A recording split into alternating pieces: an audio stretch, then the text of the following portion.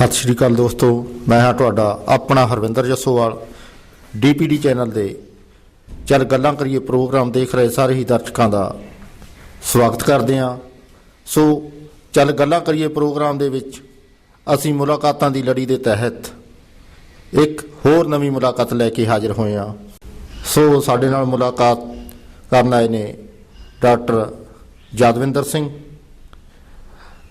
जो हैल्थ विभाग ते अफसर ने इत्थों नगर निगम च बतौर नौकरी करते हैं। सो असीं उन्हां नूं इस प्रोग्राम विच आउण ते उन्हां दा स्वागत करते हैं। डॉक्टर साहब सत श्री अकाल जी। मैं सारे दर्शकों का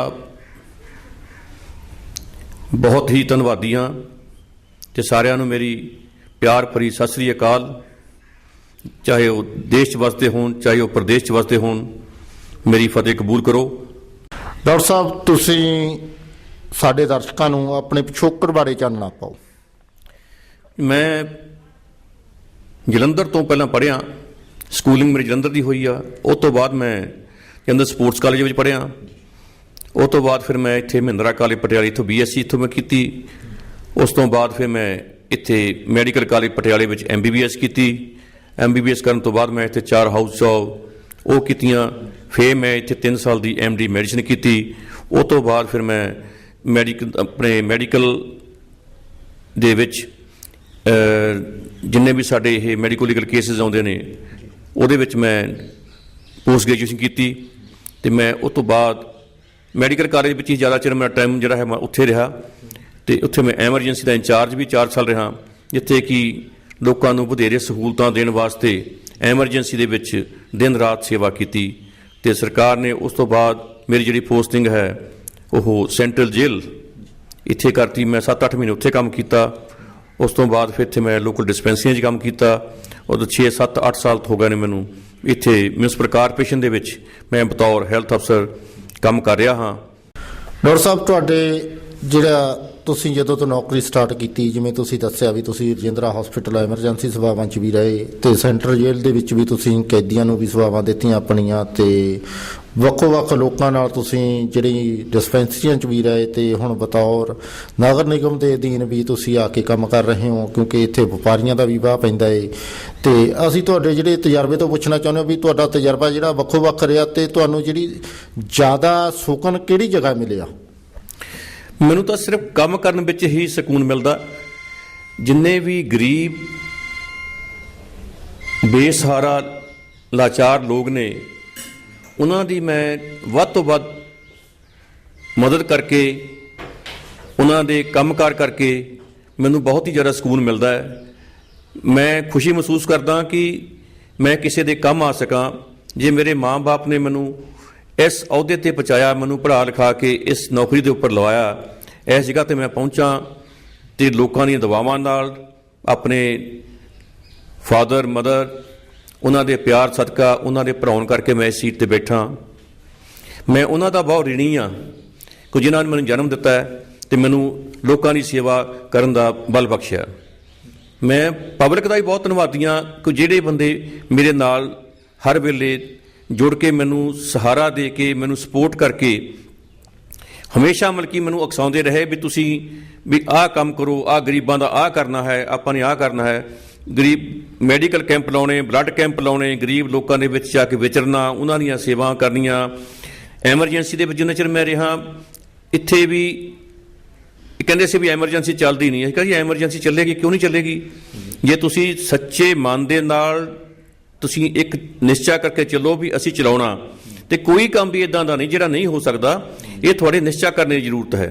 असीं एमरजेंसी 4 साल चलाई आ। जिस दिन मैं छड्ड के भी आया उस दिन भी 25,000 रुपये की दवाई मैं एमरजेंसी में छड्ड के आया। असीं ये कहा सी भी कोई बंदा दवाई के दुखों ना मर जाए, जिन्नी दवाई की दौड़ पऊगी असीं जिस तरह मर्जी कोई उहदा हल कढीए, चाहे साड़ियां लोक जिहड़ियां भी हैगियां ने सोसाइटीज़ ने जिहड़ियां चाहे वो करन चाहे असीं अपने पल्लियों करिए। असीं लोकां दी सेवा करने वास्ते बने, लोकां दी सेवा करनी और एमरजेंसी चला के दिखा ली।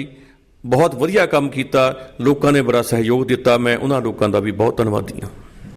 डॉक्टर साहब जिवें तुसीं सानूं दस्सिआ भी जिहड़ा डॉक्टर का नैतिक फर्ज की हुंदा, डॉक्टर किहनूं कहा जांदा ਤੇ ਜੇ ਗੱਲ ਕਰੀਏ ਅੱਜ ਦੀ ਵੱਡੇ ਵੱਡੇ ਹਸਪੀਟਲ ਖੋਲ੍ਹੇ ਜਾਂਦੇ ਨੇ, ਪ੍ਰਾਈਵੇਟ ਪ੍ਰੈਕਟਿਸ ਕਰਦੇ ਨੇ, ਜਿਹੜੇ ਸਰਕਾਰੀ ਨੌਕਰੀ ਤੇ ਹੁੰਦੇ ਵੀ ਪ੍ਰਾਈਵੇਟ ਪ੍ਰੈਕਟਿਸ ਕਰਦੇ ਨੇ, ਜਾਂ ਜਿਹੜੇ ਸਾਡੇ ਸਰਕਾਰੀ ਹਸਪੀਟਲਾਂ ਦੇ ਵਿੱਚ ਗੱਲ ਕਰ ਲਈਏ ਤੇ ਉੱਥੇ ਜਿਹੜੀਆਂ ਦਵਾਈਆਂ ਬਾਹਰੋਂ ਬਹੁਤ ਤਾਦਾਦ ਦੇ ਵਿੱਚ ਆਉਂਦੀਆਂ ਨੇ। ਜੇ ਆਪਾਂ ਗੱਲ ਕਰੀਏ ਤੇ ਇਹਦਾ ਲੇਖਾ ਜੋਖਾ ਕਰੀਏ ਵੀ ਪ੍ਰਾਈਵੇਟ ਹਸਪੀਟਲਾਂ ਦੇ ਵਿੱਚ ਜੇ ਕਿਸੇ ਨੂੰ ਆਪਰੇਸ਼ਨ ਕਰਾਉਣਾ ਪੈ ਜੇ ਜਾਂ ਆਪਣਾ ਇਲਾਜ ਕਰਾਉਣਾ ਪੈ ਜੇ ਜਾਂ ਸਰਕਾਰੀ ਦੇ ਵਿੱਚ ਕਰਾਉਣਾ ਪੈ ਜੇ ਤਾਂ ਉਹਦਾ ਜਿਹੜਾ ਖਰਚਾ ਤਕਰੀਬਨ ਬਰਾਬਰ ਹੀ ਆ ਜਾਂਦਾ। ਇਸ ਕਰਕੇ ਜਿਹੜੇ ਲੋਕਾਂ ਦੇ ਸਰਕਾਰੀ ਹਸਪੀਟਲਾਂ ਵੱਲੋਂ ਜਿਹੜਾ ਉਹਨਾਂ ਦਾ ਵਿਸ਼ਵਾਸ ਉੱਠਦਾ ਜਾ ਰਿਹਾ। ਤੁਹਾਡੇ ਇਹਦੇ ਬਾਰੇ ਕੀ ਵਿਚਾਰ ਨੇ? ਇਸ ਤਰ੍ਹਾਂ ਹੈ ਵੀ ਸਰਕਾਰ ਵੱਲੋਂ ਹੁਣ ਤਾਂ ਬੜੀਆਂ ਸਹੂਲਤਾਂ ਦਿੱਤੀਆਂ ਜਾ ਰਹੀਆਂ ਨੇ, ਜਿੱਦਾਂ ਕੈਂਸਰ ਹਸਪੀਟਲ ਖੋਲ੍ਹੇ ਜਾ ਰਹੇ ਨੇ। ਹਸਪੀਟਲਾਂ ਵਿੱਚ ਜਿਹੜੀ ਮੈਡੀਸਿਨ ਹੈਗੀ ਆ ਉਹ ਵੱਧ ਤੋਂ ਵੱਧ ਜਿਹੜੀ ਉਪਲਬਧ ਕੀਤੀ ਜਾ ਰਹੀ ਹੈਗੀ ਆ, ਉਹਦੇ ਵਿੱਚ ਕੋਈ ਸਮੱਸਿਆ ਵਾਲੀ ਗੱਲ ਨਹੀਂ। ਬਾਕੀ ਜਿਹੜੀਆਂ ਇਹ ਵੱਡੇ ਵੱਡੇ ਹਸਪੀਟਲ ਬਣੇ ਨੇ ਇਹ ਦੁਕਾਨਦਾਰੀਆਂ ਨੇ, ਇਹ ਤਾਂ 5 ਸਟਾਰ ਹੋਟਲ ਨੇ, ਨਾ ਕਿ ਇਹ ਕਿ ਹਸਪੀਟਲ ਬੰਦੇ ਨੂੰ ਟ੍ਰੀਟਮੈਂਟ ਕਰਨ ਵਾਸਤੇ ਨੇ। ਟ੍ਰੀਟਮੈਂਟ ਤਾਂ ਉਹੀ ਕਰ ਸਕਦੇ ਆ। ਹੁਣ ਇੱਕ ਬੰਦਾ ਗਰੀਬ ਹੈ, ਜਿਸ ਬੰਦੇ ਕੋਲ ਪਰਚੀ ਜੋ ਕੇ ਪੈਸੇ ਨੇਗੇ, ਸਰਕਾਰ ਨੇ ਹਸਪੀਟਲਾਂ ਵਿੱਚ ਫ੍ਰੀ ਮੈਡੀਸਨ ਸ਼ੁਰੂ ਕੀਤੀ ਹੋਈ ਆ, ਉਹਨਾਂ ਦੀ ਵੱਧ ਤੋਂ ਵੱਧ ਜਿਹਦੀ ਮਦਦ ਹੋ ਸਕਦੀ ਮਦਦ ਕੀਤੀ ਜਾ ਰਹੀ ਹੈਗੀ।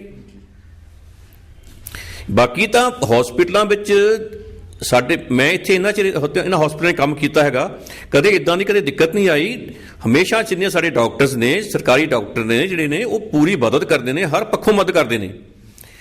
ਇੱਕ ਤਾਂ ਹਸਪੀਟਲ ਜਿਹੜੇ ਪ੍ਰਾਈਵੇਟ ਨੇ, ਤੁਸੀਂ ਇੱਕ ਵਾਰੀ ਮਰੀਜ਼ ਉਹਨਾਂ ਨੂੰ ਦੇ ਦਿਓ, ਜਮ੍ਹਾਂ ਕਰਾ ਦਿਓ, ਮੁੜ ਕੇ ਕਈ ਦਫਾ ਤਾਂ ਇਹ ਹੁੰਦਾ ਵੀ ਵੈਂਟੀਲੇਟਰ 'ਤੇ ਪਾ ਕੇ ਬਲਕਿ ਉਹਨਾਂ ਨੂੰ ਉਹ ਖਰਾਬ ਕਰੀ ਜਾਂਦੇ ਨੇ।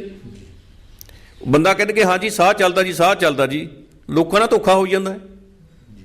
ਬਿਲਕੁਲ, ਕਿਉਂਕਿ ਸਾਡੇ ਹੁਣ ਸਰਕਾਰੀ ਹਸਪਤਾਲਾਂ ਦੇ ਵਿੱਚ ਜਿਹੜਾ ਹੈ ਸਰਕਾਰ ਵੱਲੋਂ ਹਰ ਚੀਜ਼ ਮੁਹੱਈਆ ਕਰਾ ਰਹੀ ਹੈ। ਜਿਹੜਾ CT ਸਕੈਨ ਹੈ, MRI ਸਕੈਨ ਹੈ, ਕੈਂਸਰ ਦੀਆਂ ਦਵਾਈਆਂ ਵਾਸਤੇ ਹੈ, ਉਹ ਤਾਂ ਕੈਂਸਰ ਦਾ ਟ੍ਰੀਟਮੈਂਟ ਕਰਨ ਵਾਸਤੇ ਜਿੰਨਾ ਵੀ ਦਵਾਈਆਂ ਨੇ, ਹੋਰ ਸਾਰਾ ਕੁਝ ਹੈ।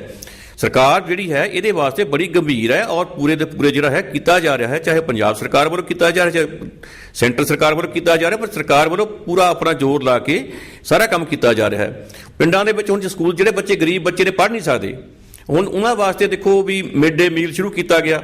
ਉਹਦੇ ਮਿਡ ਡੇ ਮੀਲ ਦੇ ਵੀ ਬਹੁਤ ਵਧੀਆ ਹੀ ਰਿਜ਼ਲਟ ਆਏ ਨੇ, ਕਿਉਂਕਿ ਜਿਹੜੇ ਬੱਚੇ ਘਰਾਂ ਵਿੱਚ ਰੋਟੀ ਨਹੀਂ ਖਾ ਸਕਦੇ, ਸਕੂਲ ਨਹੀਂ ਜਾ ਸਕਦੇ, ਸਰਕਾਰ ਨੇ ਉਹਨਾਂ ਦੀ ਐਜੂਕੇਸ਼ਨ ਫ੍ਰੀ ਕਰਤੀ, ਉਹਨਾਂ ਨੇ ਮਿਡ ਡੇ ਮੀਲ ਸ਼ੁਰੂ ਕਰਤਾ, ਜਿਹਦੇ ਨਾਲ ਕੀ ਹੋਇਆ ਵੀ ਬੱਚੇ ਇੱਕ ਤਾਂ ਥੋੜ੍ਹੇ ਜਿਹੇ ਤੰਦਰੁਸਤ ਹੋ ਗਏ, ਖਾਣਾ ਪੀਣਾ ਖਾਣ ਕਰਕੇ ਬੱਚੇ ਨਾਲ ਪੜ੍ਹਨ ਵੱਲ ਧਿਆਨ। ਚਲੋ ਵੀ ਇਸੇ ਪੱਜ ਨਹੀਂ, ਰੋਟੀ ਖਾਣ ਦੇ ਪੱਜ ਹੀ ਬੰਦਾ ਜਿਹੜਾ ਹੈ ਬੱਚਾ ਉਹ ਸਕੂਲ ਵਿੱਚ ਚਲੇ ਜਾਂਦਾ ਹੈ, ਵਿੱਚ ਰੋਟੀ ਖਾ ਕੇ ਆਵਾਂਗੇ, ਘੱਟੋ ਘੱਟ ਘਰ 'ਚ ਰੋਟੀ ਖਾਣ ਨੂੰ ਨਹੀਂ ਮਿਲਦੀ।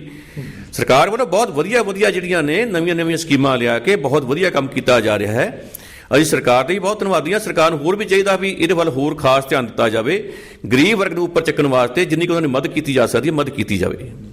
ਡਾਕਟਰ ਸਾਹਿਬ, ਤੁਸੀਂ ਨਾਲ ਸਰਕਾਰ ਦੀ ਗੱਲ ਕੀਤੀ ਆ। ਸਰਕਾਰ ਦੇ ਵਿੱਚ ਮੇਰਾ ਖਿਆਲ ਬਹੁਤ ਪਹਿਲਾਂ ਇੱਕ ਬਹੁਤ ਵੱਡੇ ਸਿਆਸੀ ਲੀਡਰ ਨੇ, ਜਿਹੜਾ ਪਤਾ ਨੈਸ਼ਨਲ ਲੈਵਲ ਦਾ ਜਿਹਦਾ ਕੱਦ ਹੈਗਾ, ਉਹਨੇ ਇੱਕ ਬਿਆਨ ਦਿੱਤਾ ਸੀ ਕਿ ਜਿਹੜੇ ਪੈਸੇ ਨੇ ਸਰਕਾਰ ਵੱਲੋਂ ਜਿਹੜਾ 100 ਰੁਪਇਆ ਚੱਲਦਾ ਆ, ਵੈਸੇ ਤਾਂ ਉਹਨੇ 1 ਰੁਪਏ ਹੀ ਕਿਹਾ ਸੀ ਵੀ ਅੱਗੇ ਲੱਗਦਾ, ਪਰ ਮੈਂ ਸੋਚਦਾ ਵੀ ਜੇ ਉਹ 10 ਰੁਪਏ ਹੀ ਅੱਗੇ ਲੱਗਦੇ ਨੇ ਤੇ ਉਹ 90 ਰੁਪਏ ਵਿੱਚੋਂ ਆਉਂਦੇ ਉੱਡ ਜਾਂਦੇ ਨੇ।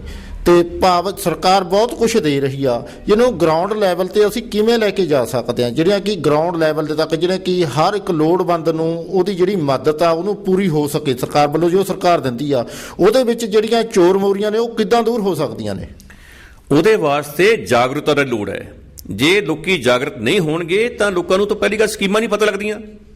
ਸਕੀਮਾਂ ਉੱਪਰੋਂ ਆਉਂਦੀਆਂ ਨੇ, ਸਰਕਾਰ ਸਕੀਮਾਂ ਭੇਜਦੀ ਹੈਗੀ ਆ, ਉਹਨਾਂ ਗਰੀਬ ਬੰਦਿਆਂ ਤੱਕ ਜਾਂ ਪਬਲਿਕ ਤੱਕ ਜਿਹੜੀ ਸਕੀਮਾਂ ਪਹੁੰਚਦੀਆਂ ਨਹੀਂ।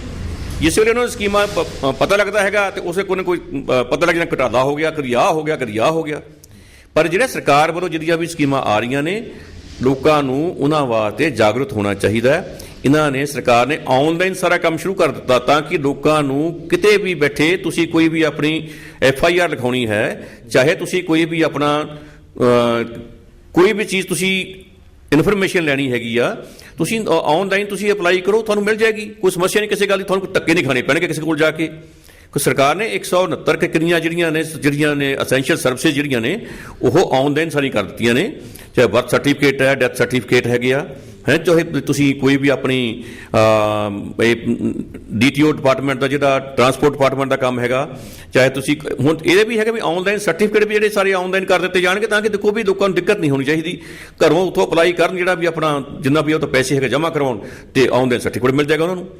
ਸਰਕਾਰ ਵੱਲੋਂ ਤਾਂ ਬਹੁਤ ਕੁਝ ਕੀਤਾ ਜਾ ਰਿਹਾ, ਪਰ ਲੋਕਾਂ ਨੂੰ ਜਿਹੜੀ ਹੈਗੀ ਆ ਵੀ ਉਹ ਜਿਹੜੀਆਂ ਚੀਜ਼ਾਂ ਆ ਉਹਨਾਂ ਤੱਕ ਪਹੁੰਚਾਈਆਂ ਨਹੀਂ ਜਾ ਰਹੀਆਂ। ਲੋਕਾਂ ਨੂੰ ਪਤਾ ਨਹੀਂ ਲੱਗਦਾ ਵੀ ਕੀ ਕੁਛ ਸਰਕਾਰ ਕਰ ਰਹੀ ਹੈ, ਸਾਨੂੰ ਪਤਾ ਨਹੀਂ ਹੈਗਾ। ਉਹਨਾਂ ਵਾਸਤੇ ਜਾਗਰੂਕ ਕਰਨ ਵਾਸਤੇ ਸਾਨੂੰ ਇਹ ਚਾਹੀਦਾ ਹੈ ਵੀ ਜਿੰਨਾ ਵੀ ਸਾਡਾ ਮੀਡੀਆ ਉਹ ਪੋਜ਼ਿਟਿਵ ਰੋਲ ਪਲੇ ਕਰਕੇ ਇਹਨਾਂ ਲੋਕਾਂ ਤੱਕ ਜਿਹੜੀਆਂ ਚੀਜ਼ਾਂ ਨੇ ਇਹਨਾਂ ਨੂੰ ਦੱਸੇ ਤਾਂ ਕਿ ਲੋਕ ਉਹਦਾ ਫਾਇਦਾ ਲੈ ਸਕਣ।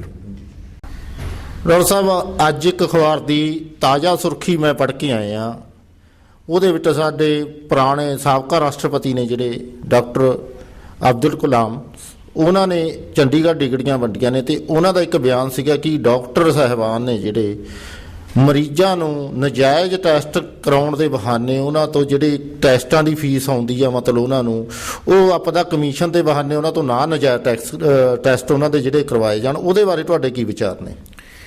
ਟੈਸਟ ਦੇਖੋ, ਜਿੱਥੇ ਤਾਂ ਲੋੜ ਹੈ, ਸਰਕਾਰੀ ਹਸਪੀਟਲ ਨੇ, ਸਾਰੇ ਟੈਸਟ ਉੱਥੇ ਹੁੰਦੇ ਨੇ, ਸਸਤੇ ਰੇਟਾਂ ਤੇ ਹੁੰਦੇ ਨੇ। ਪਰ ਜਿਹੜੇ ਬੰਦੇ ਪ੍ਰਾਈਵੇਟ ਪ੍ਰੈਕਟਿਸ ਕਰਦੇ ਆ, ਉਹ ਕੀ ਕਰਦੇ ਨੇ, ਉਹਨਾਂ ਨੇ ਤਾਂ ਪੈਸੇ ਲੈਣੇ ਨੇ। ਮੈਂ ਹੁਣ ਚੰਡੀਗੜ੍ਹ ਦੇਖਿਆ, ਉੱਥੇ ਇੱਕ ਲੇਡੀ ਡਾਕਟਰ ਸੀਗੀ ਤੇ ਉਹ ਪੇਸ਼ੈਂਟ ਦੇਖ ਕੇ ਉਹਨੇ ਘੱਟੋ ਘੱਟ ਵੀ 10 ਜਿਹੜੇ ਹੈਗੇ ਨੇ ਸੀਟੀ ਸਕੈਨ ਲਿਖੇ ਆ। ਉਹਨੂੰ ਪਤਾ ਵੀ 10 ਸੀਟੀ ਸਕੈਨ ਆ ਵੀ 1000 ਰੁਪਇਆ ਸੀਟੀ ਸਕੈਨ ਦੇ ਪਿੱਛੇ ਮਿਲਣਾ ਹੈ। ਉਹਨੇ 10 ਸੀਟੀ ਸਕੈਨ ਕਰਾ ਲਿਆ ਤਾਂ 10,000 ਰੁਪਇਆ ਲੈ ਕੇ ਰਾਤ ਨੂੰ ਸ਼ਾਮ ਨੂੰ ਘਰੇ ਪਹੁੰਚ ਜਾਣਾ, ਉਹਦੇ ਪੈਸੇ ਪਹੁੰਚ ਜਾਣੇ ਨੇ।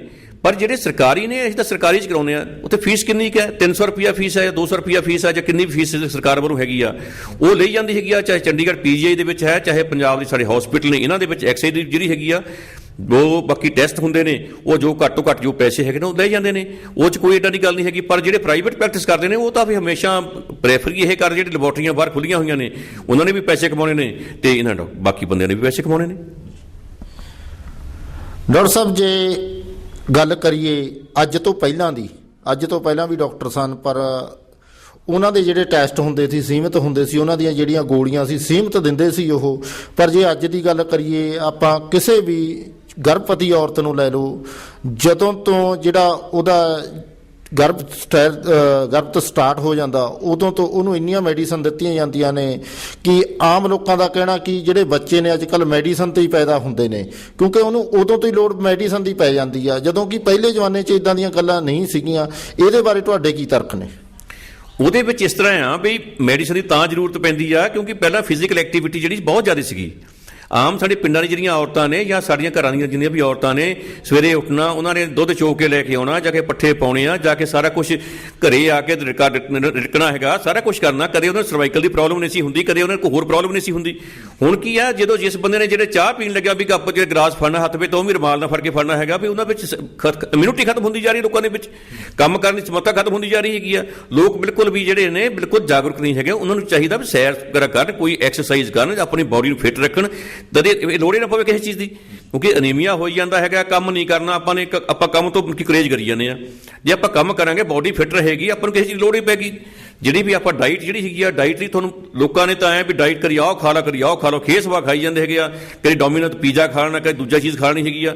ਜਿਹੜੇ ਘਰ ਦੀ ਜਿਹੜੀ ਰੋਟੀ ਆ, ਜਾਂ ਜਿਹੜਾ ਕੋਈ ਆਪਣੇ ਦਾਲਾਂ ਸਬਜ਼ੀਆਂ ਨੇ ਜਿਹੜੀਆਂ ਨੇ, ਲੋਕੀ ਉਹਨੂੰ ਭੁੱਲੀ ਜਾਂਦੇ ਨੇ, ਉਹਨਾਂ ਦਾ ਧਿਆਨ ਜਿਹੜਾ ਹੋਰ ਪਾਸੇ ਜਾਈ ਜਾ ਰਿਹਾ। ਦੂਜੀ ਗੱਲ ਇਹ ਹੈ ਵੀ ਹੁਣ ਤੁਸੀਂ ਦੇਖ ਲਓ ਵੀ ਜਿੰਨੇ ਵੀ ਇਹ ਸਬਜ਼ੀਆਂ ਵਾਲੇ ਨੇ ਜਾਂ ਫਰੂਟ ਵਾਲੇ ਆ, ਉਹਨਾਂ ਨੂੰ ਲਾ ਕੇ ਦਵਾਈਆਂ ਲੋਕਾਂ ਨੂੰ ਖਿਲਾਈ ਜਾਂਦੇ ਆ।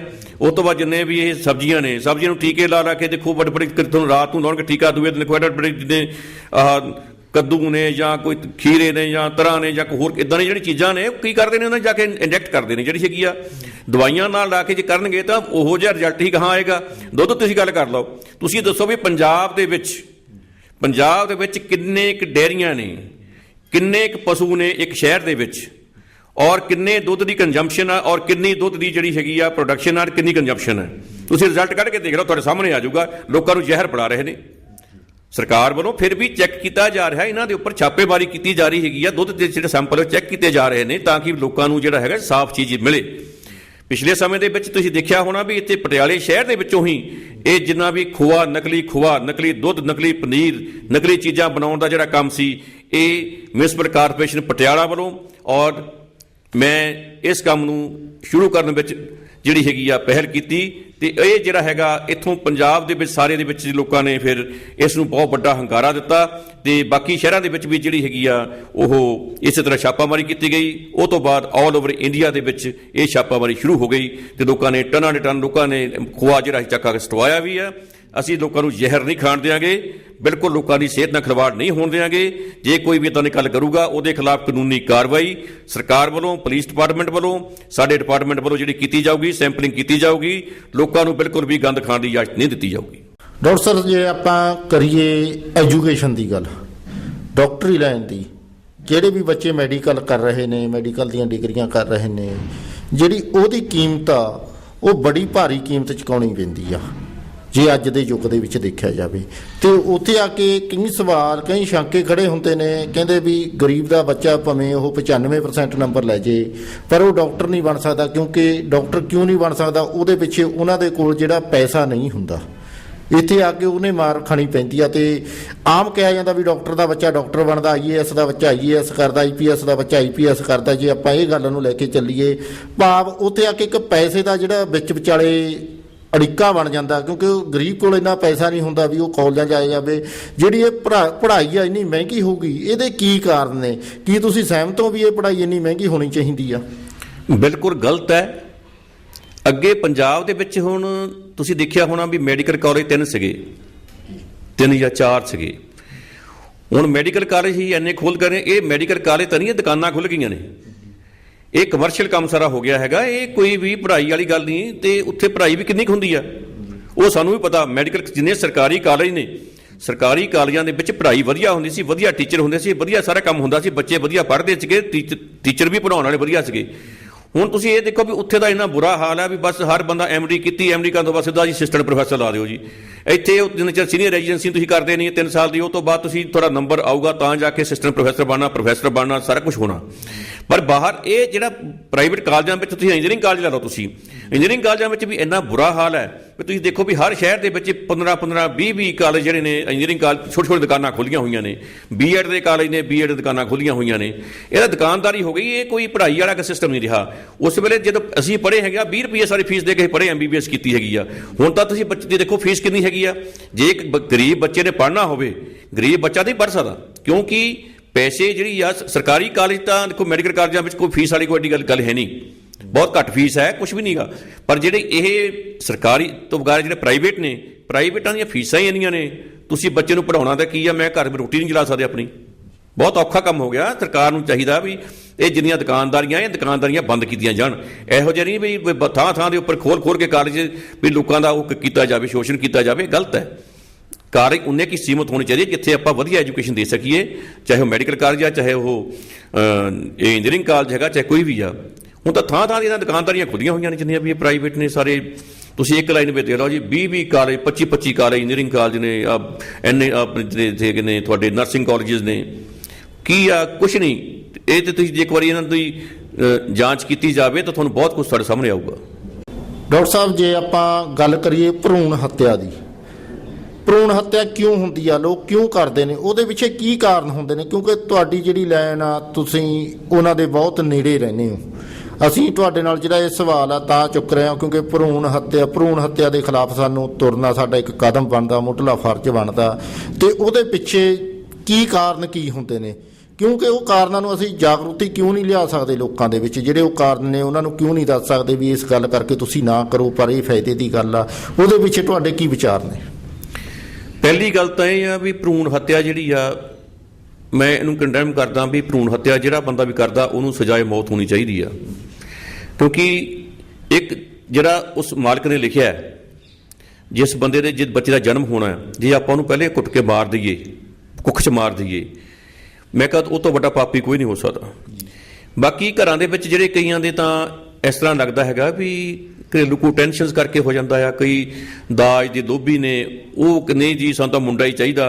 ਉਹ ਨਹੀਂ ਸੋਚਦੇ ਹੈਗੇ ਵੀ ਘਰ ਦੇ ਵਿੱਚ ਜਿਹੜਾ ਹੈਗਾ ਬੱਚਾ, ਚਾਹੇ ਕੁੜੀ ਆ ਚਾਹੇ ਮੁੰਡਾ, ਇਹਦੇ ਵਿੱਚ ਕੋਈ ਫਰਕ ਨਹੀਂ ਹੈਗਾ, ਬਿਲਕੁਲ ਬਰਾਬਰ ਆ।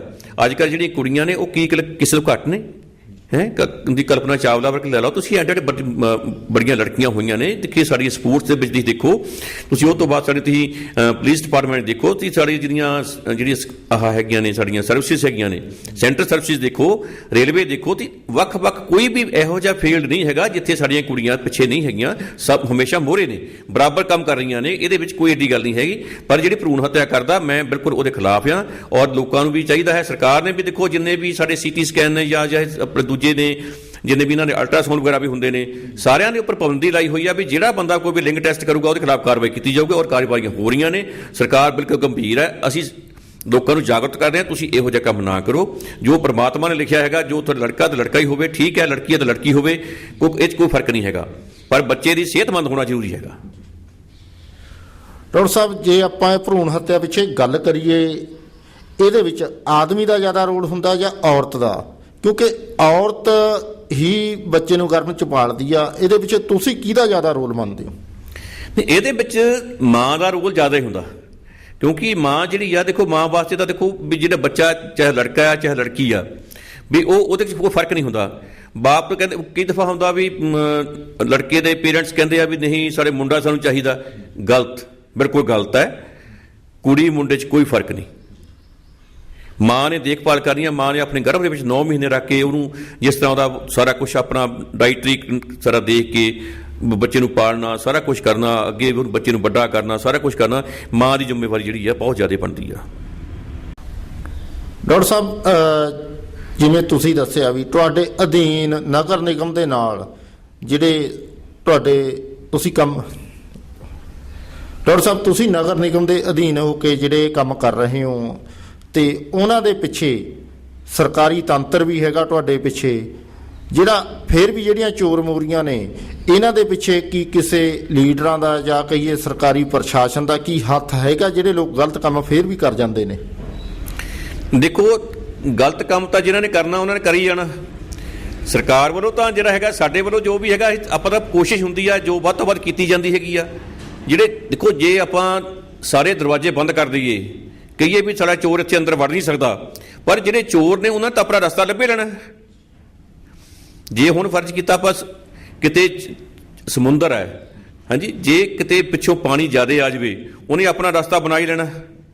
ਇਸੇ ਤਰ੍ਹਾਂ ਇਹ ਹੈਗਾ ਵੀ ਜਿਹੜੇ ਚੋਰ ਨੇ ਚੋਰੀ ਕਰਨ ਤੋਂ ਹਟ ਨਹੀਂ ਸਕਦੇ, ਜਿਨ੍ਹਾਂ ਲੋਕਾਂ ਨੂੰ ਮਾੜੀ ਆਦਤ ਪੈ ਗਈ, ਜਿਨ੍ਹਾਂ ਨੇ ਖੂਨ ਦੇ ਵਿੱਚ ਜਿਹੜੀ ਇਹ ਕਰਪਸ਼ਨ ਦਾ ਜਿਹੜਾ ਜ਼ਹਿਰ ਹੈ ਨਾ, ਇਹ ਜਿਹੜਾ ਫਸ ਚੁੱਕਾ ਹੈ, ਇਹ ਖਤਮ ਨਹੀਂ ਹੋ ਸਕਦਾ। ਇਹ ਤਾਂ ਕੈਂਸਰ ਵਾਂਗੂ ਆ। ਇਹ ਤਾਂ ਜਿੱਦਾਂ ਜੇ ਜਾਂ ਕੈਂਸਰ ਖਤਮ ਹੋ ਜਾਵੇ ਜਾਂ ਬੰਦਾ ਖਤਮ ਹੋ ਜਾਵੇ ਤਾਂ ਖਤਮ ਹੋ ਸਕਦੀ ਆ, ਨਹੀਂ ਤਾਂ ਇਹ ਕਰਪਸ਼ਨ ਨਹੀਂ ਖਤਮ ਹੋ ਸਕਦੀ, ਕਿਉਂਕਿ ਲੋਕਾਂ ਨੇ ਹਟਣਾ ਨਹੀਂ। ਇਹਨਾਂ ਦੇ ਜ਼ਹਿਰ ਜਿਹੜਾ ਹੈ, ਇਹਨਾਂ ਦੇ ਕੈਂਸਰ ਦਾ ਜ਼ਹਿਰ ਹੈ, ਇਹਨਾਂ ਦੇ ਖੂਨ ਦੇ ਵਿੱਚ ਰਲ ਚੁੱਕਿਆ। ਇਹਨੂੰ ਖਤਮ ਕਰਨ ਵਾਸਤੇ ਜਿਹੜਾ ਹੈਗਾ, ਇਹ ਆਪਾਂ ਨੂੰ ਲੋਕਾਂ ਦੇ ਵਿੱਚ ਜਾਗਰੂਕਤਾ ਲਿਆ ਕੇ ਇਹ ਜਿਹੜਾ ਖਤਮ ਕਰਨਾ ਚਾਹੀਦਾ, ਔਰ ਕਰਨ ਵਾਸਤੇ ਸਾਰੂ ਰਲ ਮਿਲ ਕੇ ਖਤਮ ਕਰਨਾ ਪਊਗਾ। ਇਕੱਲੇ ਇੱਕ ਬੰਦੇ ਦਾ ਵੱਸ ਦੀ ਗੱਲ ਨਹੀਂ ਹੈ। ਜੇ ਆਪਾਂ ਜਾਗਰੂਕ ਹੋਵਾਂਗੇ ਤਾਂ ਲੋਕਾਂ ਨੂੰ ਇਹਨੂੰ ਵੀ ਆਪਾਂ ਖਤਮ ਕਰ ਲਵਾਂਗੇ। ਡਾਕਟਰ ਸਾਹਿਬ, ਜੇ ਗੱਲ ਕਰੀਏ ਆਪਾਂ ਕੈਂਸਰ ਦੀ, ਮਾਲਵਾ ਖੇਤਰ ਦੇ ਵਿੱਚ ਕੈਂਸਰ ਦਾ ਜਿਹੜਾ ਜ਼ਿਆਦਾ ਜ਼ੋਰ ਆ, ਤੇ ਈਵਨ ਕਿ ਇੱਥੋਂ ਜਿਹੜੀ ਟ੍ਰੇਨ ਚੱਲਦੀ ਆ ਗੰਗਾ ਨਗਰ ਤੋਂ, ਉਹਨੂੰ ਵੀ ਕੈਂਸਰ ਟ੍ਰੇਨ ਦੇ ਵਜੋਂ ਹੀ ਜਾਣਿਆ ਜਾਂਦਾ ਸਾਡੇ ਮਾਲਵਾ ਖੇਤਰ ਦੇ ਵਿੱਚ ਜ਼ਿਆਦਾਤਰ, ਕਿਉਂਕਿ ਉਹਦੇ ਵਿੱਚ ਮਰੀਜ਼ ਜਿਹੜੇ ਕੈਂਸਰ ਦੇ ਜ਼ਿਆਦਾ ਹੁੰਦੇ ਨੇ। ਇਹਦੇ ਕੀ ਕਾਰਨ ਨੇ ਕਿ ਦੁਆਬੇ ਮਾਝੇ ਨੂੰ ਛੱਡ ਕੇ ਇੱਕ ਮਾਲਵੇ ਦੇ ਵਿੱਚ ਜਿਹੜਾ ਕੈਂਸਰ ਦਾ ਜ਼ਿਆਦਾ ਵੱਧ ਰਿਹਾ, ਕਾਰਨ ਕੀ ਆ ਉਹਦੇ ਵਿੱਚ? ਇੱਧਰ ਪਾਣੀ ਦੀ ਬੜੀ ਸਮੱਸਿਆ ਹੈਗੀ ਆ, ਕਿਉਂਕਿ ਇਹਦੇ ਵਿੱਚ ਪਾਣੀ ਦੇ ਵਿੱਚ ਇੰਨੀਆਂ ਬਿਮਾਰੀਆਂ ਆ ਵੀ ਜੇ ਤੁਹਾਨੂੰ ਪਾਣੀ ਸਾਫ਼ ਮਿਲ ਜਾਵੇ ਨਾ ਪੀਣ ਵਾਸਤੇ, ਤਾਂ ਤੁਹਾਡੀਆਂ ਜਿਹੜੀਆਂ ਬਿਮਾਰੀਆਂ ਨੇ ਅੱਧੀਆਂ ਮਤਲਬ ਵੈਸੇ ਖਤਮ ਹੋ ਜਾਂਦੀਆਂ ਨੇ। ਹੁਣ ਨਗਰ ਨਿਗਮ ਵੱਲੋਂ ਜਿਹੜਾ ਪਾਣੀ ਆਪਾਂ ਭੇਜਦੇ ਆ, ਜਿਹੜਾ ਪੀਣ ਵਾਸਤੇ ਪਾਣੀ ਜਾਂਦਾ, ਟਿਊਬਵੈੱਲ ਸਾਡੇ ਲੱਗੇ ਨੇ, ਉਹ ਤੇ ਕਲੋਰੀਨੇਸ਼ਨ ਹੁੰਦੀ ਆ, ਤਾਂ ਕਿ ਉਹਦੇ ਵਿੱਚ ਇਹ ਬਿਮਾਰੀ ਰਹਿਤ ਹੋਵੇ, ਤਾਂ ਕਿ ਲੋਕਾਂ ਨੂੰ ਜਿਹੜੇ ਆ ਵੀ ਬਿਮਾਰੀਆਂ ਤੋਂ ਰਾਹਤ ਮਿਲ ਸਕੇ, ਕੋਈ ਇੱਦਾਂ ਦੀ ਕੋਈ ਪ੍ਰੋਬਲਮ ਨਾ ਕੋਈ ਵੀ ਆਵੇ। ਕਿਉਂ ਜੇ ਕਲੋਰੀਨ ਜਿਹੜੀ ਹੈਗੀ ਜ਼ਿਆਦਾ ਪੈ ਜਾਵੇ ਤਾਂ ਲੋਕਾਂ ਨੂੰ ਡਾਇਰੀਆ ਹੋ ਜਾਊਗਾ। ਇਹਦੀ ਇੱਕ ਜਿਹੜੀ ਹੈਗੀ ਆ ਫਿਕਸ ਜਿਹੜੀ ਹੈਗੀ ਆ ਉਹ ਲਾਈ ਹੋਈ ਆ ਉਹਨਾਂ ਨੇ, ਵਾਟਰ ਸਪਲਾਈ ਵਾਲਿਆਂ ਨੇ, ਤੇ ਜਿਹੜਾ ਤਾਂ ਕਿ ਪਾਣੀ ਜਿਹੜਾ ਆ ਬਿਲਕੁਲ ਸਾਫ਼ ਲੋਕਾਂ ਨੂੰ ਪੀਣ ਵਾਸਤੇ ਮਿਲੇ, ਤਾਂ ਕਿ ਲੋਕਾਂ ਨੂੰ ਇਹੋ ਜਿਹੇ ਜਿਹੜੇ ਕੈਂਸਰ ਵਰਗੀਆਂ ਬਿਮਾਰੀਆਂ ਹੁੰਦੀਆਂ ਨੇ ਇਹਨਾਂ ਤੋਂ ਮਰਕੀ ਨਿਜਾਤ ਮਿਲ ਸਕੇ। ਡਾਕਟਰ ਸਾਹਿਬ, ਜਿਵੇਂ ਤੁਸੀਂ ਪਹਿਲਾਂ ਦੱਸਿਆ ਸੀ ਕਿ ਤੁਸੀਂ ਨਕਲੀ ਦੁੱਧ ਖੋਆ ਇੱਥੋਂ ਫੜਿਆ, ਜਿਹੜਾ ਉਹ ਖੋਆ ਆਉਂਦਾ ਸੀਗਾ, ਉਹ ਜੇ ਆਪਾਂ ਗੱਲ ਕਰੀਏ ਪੰਜਾਬ ਦੀਆਂ ਵੱਡੀਆਂ ਦੁਕਾਨਾਂ ਤੇ ਆਉਂਦਾ ਸੀਗਾ, ਉਹਨਾਂ ਦੇ ਮਾਲਕ ਉਹ ਹੁੰਦੇ ਸੀਗੇ। ਕਈ ਵਾਰ ਤਾਂ ਉਹ ਖੋਏ ਨੂੰ ਛੱਡ ਹੀ ਜਾਂਦੇ ਸੀਗੇ ਵੀ ਸਾਡਾ ਹੈ ਨਹੀਂ, ਪਰ ਉਹਨਾਂ ਦੇ ਲੱਭਣ ਤੱਕ ਜਿਹੜੇ ਉਹ ਮਾਲਕ ਨੇ, ਉਹਨਾਂ ਦੀਆਂ ਦੁਕਾਨਦਾਰੀਆਂ ਅੱਜ ਵੀ ਚੱਲ ਰਹੀਆਂ ਨੇ, ਉਹਨਾਂ ਦੇ ਕੋਈ ਐਕਸ਼ਨ ਕਿਉਂ ਨਹੀਂ ਹੋਏ? ਐਕਸ਼ਨ ਹੁੰਦਾ ਜੀ। ਦੇਖੋ, ਅਸੀਂ ਉਸ ਵੇਲੇ ਵੀ 43 ਬੰਦਿਆਂ ਨੇ ਜਿਹੜੇ ਸੈਂਪਲ ਭਰ ਕੇ ਭੇਜੇ ਸੀਗੇ, ਔਰ ਜਿਹੜਾ ਹੈਗਾ ਰਿਜ਼ਲਟ ਤੁਹਾਡੇ ਸਾਹਮਣੇ ਆ। ਹੁਣ ਵੀ ਫੜ ਰਹੇ ਆ, ਹੁਣ ਵੀ ਫੜ ਕੇ ਜਿੰਨਾ ਵੀ ਹੁੰਦਾ ਉਹਦੇ ਖਿਲਾਫ ਕਾਰਵਾਈ ਕੀਤੀ ਜਾਂਦੀ ਹੈ। ਕੋਰਟ ਵਿੱਚ ਕੇਸ ਚੱਲਦੇ ਨੇ ਉਹਨਾਂ ਦੇ। ਕਿਸੇ ਬੰਦੇ ਨੂੰ ਕੋਈ ਇਜਾਜ਼ਤ ਨਹੀਂ ਹੈਗੀ ਵੀ ਲੋਕਾਂ ਨੂੰ ਕੋਈ ਜ਼ਹਿਰ ਵਰਤੇ। ਜ਼ਹਿਰ ਬਿਲਕੁਲ ਵੇਚਣ ਦਿੱਤੀ ਜਾਊਗੀ, ਸੈਂਪਲਿੰਗ ਕੀਤੀ ਜਾਊਗੀ, ਚਾਹੇ ਉਹ ਮਸਾਲੇ ਨੇ, ਚਾਹੇ ਉਹ ਦਾਲਾਂ ਨੇ, ਚਾਹੇ ਕੋਈ ਵੀ ਚੀਜ਼ ਹੈਗੀ ਆ, ਚਾਹੇ ਮਠਿਆਈ ਆ, ਚਾਹੇ ਦੁੱਧ ਆ, ਚਾਹੇ ਪਨੀਰ ਹੈ, ਖੋਆ, ਕੋਈ ਵੀ ਚੀਜ਼ ਹੈ।